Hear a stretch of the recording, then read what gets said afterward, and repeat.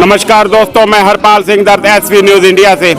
आज हम फिर पहुंचे हैं नांदरी टोल प्लाजा पर, जहां पर अफवाह फैलाई जा रही थी कि टोल खुल गए हैं और किसान यहां से हट चुके हैं। आज के टाइम में इंटरनेट बंद हुआ है और यहां पर मैं आपको दिखाना चाहूँगा, कैमरामैन को कहीं का उधर करके दिखाएंगे। बिल्कुल उसी तरह ही यहाँ पर लंगर पकाया जा रहा है और सेवादार द्वारा यहाँ पर सेवा कर रहे हैं और यहाँ पर लगातार रोटी बनाने वाली मशीन लंगर तैयार कर रही है।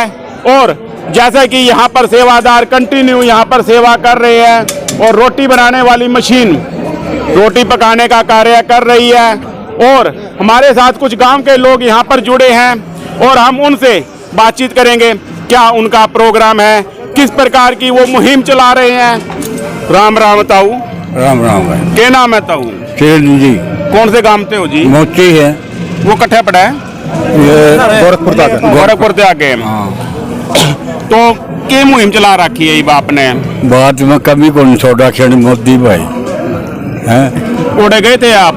छोड़ो जा रहे मत गए। आप यहाँ पर हो, टोल पे रह रहे हो? हाँ। दिल्ली नहीं गए आप? क्या कहना चाहोगे, सरकार क्या कर रही है? किसा सांग चलन लाग रहा है? सांग तो बहुत माड़ो चलन लाग रही है भैया। जमीन सारी खोस लिया और मिनतिया कर दिया। जमीन किस तरह खोद लेंगे ताऊ? मोदी तो करे है। अच्छा है? तो ये मुहिम तो सरकार कह रही है कि हमने खत्म कर दी, किसान अपने घराना चला गया। तो किसान सारा अपने थक गया, किसान हार गया, घर चला गया ना। घर तो मरे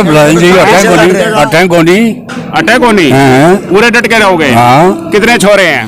3। वो कटा है सेवा में लाग रहे, घर बैठे हैं? दिल्ली बैठे एक। अच्छा, एक दिल्ली बैठा, एक फरीदाबाद। अच्छा, फरीदाबाद। एक उड़े तो दिल्ली में तो काफी लाठी चार्ज हो रहा है, डंडे पड़न लाग रही, इट्टे पड़न लाग रही। छोरे ने कुछ हो गया तो हो जाओ सब आगे दो ट्रैक्टर छोरे को। छोरे का सबसे आगे है। हाँ। मान जाओ, हट जाओ, मोदी साहब कहने लगे। हाँ बोले छत्ती में गोली मार दो। पूरा डट के, पक्की बात। हाँ। और भाई हमारे साथ है, राम राम भाई साहब। राम राम। क्या करते हो भाई साहब आप? ऐसा है, मैं संगठनों को चलाता हूँ। कौन से संगठन चलाते हो सर? मैं किसान सभा को भी चलाता हूँ, मैं CI2 मजदूरों का संगठन है उसको भी चलाता हूँ। आपका क्या कहना है इस 3 काले कानूनों को लेकर? ऐसा है, ये 3 काले कानून बाकायदा इस टोटल किसानी को, मजदूरों को जो मेहनत करके खाने वाले हैं उनको बर्बाद करके रख देगा। अगर इस पे कोई बहस करता है, कई गाँव में अब जलसे कर रहे हैं क्योंकि 2 तारीख को यहाँ बहुत बड़ी जनसभा होने जा रही है 50-60 गाँव की, जिसकी जलसे अभियान चले हुए हैं तैयारी में। ये जगह यानी कि Nandri toll plaza, Nandri toll पे 2 फरवरी को बहुत बड़ी जनसभा होगी, जिसको भारतीय किसान यूनियन के नेता हैं चडूनी साहब, वो संबोधित करेंगे।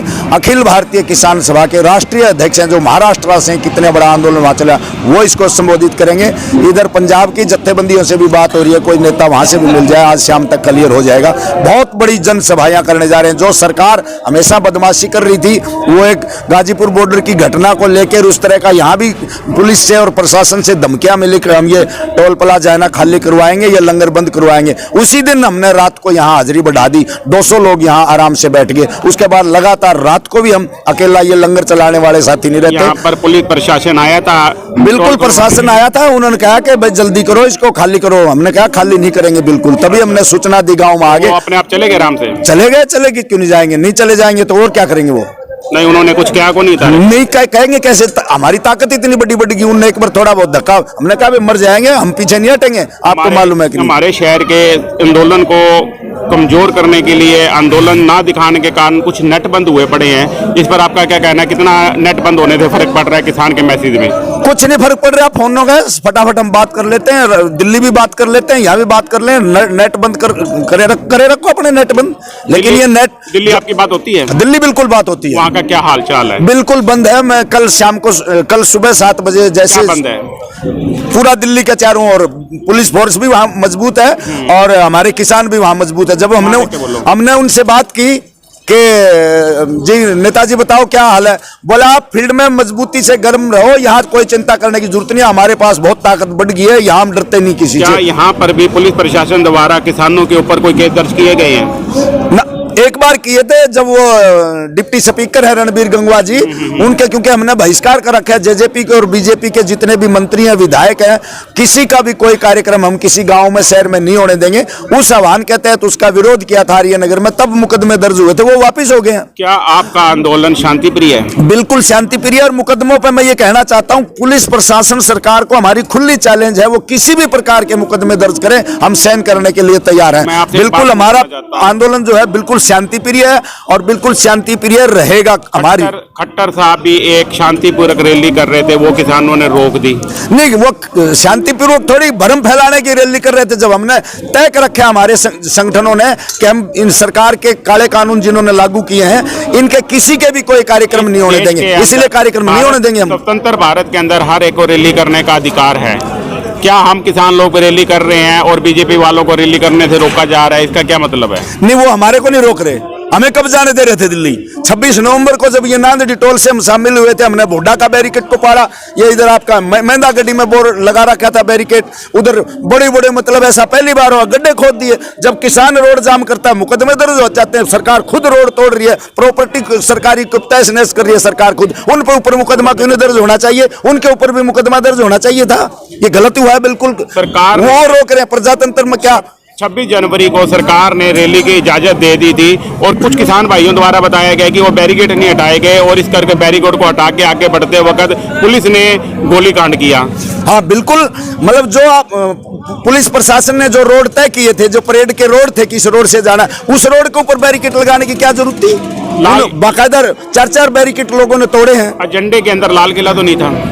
एजेंडे के अंदर लाल किला था। लाल किला में जो जाने वाले जो लोग हैं वो और तरह के लोग थे। वो क्लियर हो गया बीजेपी का, वो जो खालसा जी का झंडा जो फहराया वो बीजेपी का, अमित शाह का, नरेंद्र मोदी के साथ फोटो, और पठानकोट से जो लोकसभा का चुनाव लड़ रहे थे सनी देओल, उसके कलाकार का काम किया, उसका प्रचारक था वो दीप सिंह सिद्धू, वो उसका क्लियर हो गया, उस पर मुकदमा दर्ज करना चाहिए। गलत उन्होंने किया, बदनाम किसानों को किया जा रहा, हम लोगों को किया जा रहा है। आज हरियाणा पंजाब कहाँ खड़ा है? आज हरियाणा पंजाब भाईचारे के तौर पे खड़ा है। पहले बीच में फूट की दरार आ गई थी। फूट की दरार एक जमाने में आई थी, और वो भी ऐसे लोग थे, ये सियासी लोग, इस तरह के पूंजीवादी राजनीतिक पार्टियों के जो लोग हैं, चाहे वो कोई भी रहे राज्य में पहले और आज भी, हमेशा फूस डालो। अरे मैं तो एक बात कह रहा हूं, मेरा गांव दुर्जनपुर है, मैं एक दिन इशार निकल रहा था, बोला जमातियों ने कोरोना फरा दिया। झीड़ी के लोग 15-20 मजदूर लठ लेके खड़े, एक मुस्लिम था जिसको मेंटल था, यहां से उसको घेरे खड़े, मारे क्या बात है? बोला कामरेड जी कोरोना फैला दिया इसने। बोला मुसलमान कोरोना फैलाओ, देखो कितनी बड़ा, आज उनका कोरोना एक का भी नहीं हो रहा। हम हजारों की संख्या में रोज बैठे रहते हैं, हमारे तो किसी की कोरोना। इस कोरोना के आड़ में क्या क्या कानून लेके आए, लेबर कोड इन्होंने बदल दिए सारे के सारे, 8 घंटे की बजाय 12 घंटे की ड्यूटी इन्होंने आम कर्मचारियों से, मजदूर लेने से 1 अप्रैल से घोषणा कर रखी है 2021 में। ऐसे मतलब कोरोना का आड़ लेके इन्होंने सब कुछ सरकारी महकमे को तहस नहस कर दिया। मैं तो ये किसानी को और विशेष तौर पर सिख कम्युनिटी को ये मैं बधाई देना चाहता हूं कि उन्होंने पूरे हिंदुस्तान को एक कर दिया। आज हिंदू मुस्लिम सिख ईसाई आपस में से भाई भाई, 1942-47 में जो नारा लगा था वो आज दोबारा से लगा, भाईचारा देश का इकट्ठा हुआ है। ये टोल जहां पर शुरू किए गए थे वहां पर अब टोल बंद, सारे बंद कर दिए। राजस्थान में भी हो गए कल से, राजस्थान में बीकानेर अभी बात हुई है 10 मिनट पहले, हम गांव में जलसा करके अभी आए थे, चाय पानी लेके यहाँ दोबारा निकल रहे हैं। तो यहाँ जब हमने बात की वहां बीकानेर वगैरह के, तो वहां भी सारे टोल बंद है पूरे राजस्थान के। बिल्कुल, दिल्ली के अंदर आज जो हमारे नेता किस स्टेज पे खड़े हैं, किसान उनका कहां तक साथ देंगे, और ये 3 काले कानून आपको लगता है कितने समय तक वापस हो जाएंगे? ऐसा है, ये लड़ाई लंबी है, हमें भी पता है, किसानों को भी पता है, हमारी राष्ट्रीय लीडरशिप को भी पता है कि ये लड़ाई लंबी है। मोदी तो स्टंप है, रबड़ की जो मोहर होती है ना वो मोहर है। असल लड़ाई कारपोरेट घरानों का, अडानी अंबानी को पीछे हटना पड़ेगा इस आंदोलन की वजह से। तो दूसरी कंपनियां विदेशी, चाहे जापान की है, चाहे और दूसरे विदेश की है, चाहे यहाँ लोकल है कोई कंपनियां, उनको भी ये डर है कल हमारे पीछे भी पड़ेंगे, इसलिए ये इतना लंबा समय लग रहा है। लेकिन हम ये बताना चाहते हैं, वो चाहे गोदी मीडिया के लोग सुन ले, चाहे मोदी के सुन ले, चाहे और दूसरे लोग उनके अंध भगत जो सुन ले, जो किसी बात को सुनना पसंद नहीं करते मोदी के खिलाफ, हम कहना चाहते हैं मोदी का खिलाफ का सवाल नहीं है, सवाल है उनकी नीतियों का हम विरोध कर रहे हैं। वो नीतियों को जब तक पीछे नहीं हटेंगे, किसान आंदोलन कितना भी लंबा चले हम चलाएंगे डट के। हमारी राष्ट्रीय लीडर जब तक संयुक्त मोर्चा हमारा आंदोलन कोई समझौते के बगैर वापिस नहीं लेगा, तब तक हम लड़ेंगे। कामरेड साहब, क्या जलियांवाले बाग का किस्सा दोबारा दोहराया जा सकता है हमारे भोले भाले किसानों के साथ? देखिए, ये सांप्रदायिक ताकतें हैं। मुझे 1984 की भी घटना याद है। मैं हनुमानगढ़ जंक्शन में एक नौकरी करता था, एक पायलट था जिसके मकान किराए पे मैं रहता था। तो वो जब 1984 में अक्टूबर में जब इंदिरा गांधी जी का कत्ल हुआ, तब किस प्रकार का इन्होंने कांड करवाए थे। एक पायलट था सिख कम्युनिटी से जो रेल चलाता था, जिसके मकान किराए पे मैं रहता था, वो आके गले लग के रोने लगा। कोयला झोंकते थे जब उस इंजन के अंदर, तो उस सिख कम्युनिटी का था, उसने पकड़ के उसके अंदर झोंक दिया। तो उस स्वाति ने रोया मेरे गले लग के। मैं उसके मकान किराए पे रहता था कि देखो कि ये सांप्रदायिक दंगे किस प्रकार से ये सांप्रदायिक दंगे होते हैं, जात के नाम पे, धर्म के नाम पे। इनका कोई भरोसा नहीं है कब क्या कर दें, क्योंकि इनकी जो नींव है, ये बीजेपी की, आरएसएस की जो नींव है, वो इसी बात के ऊपर टिकी हुई है कि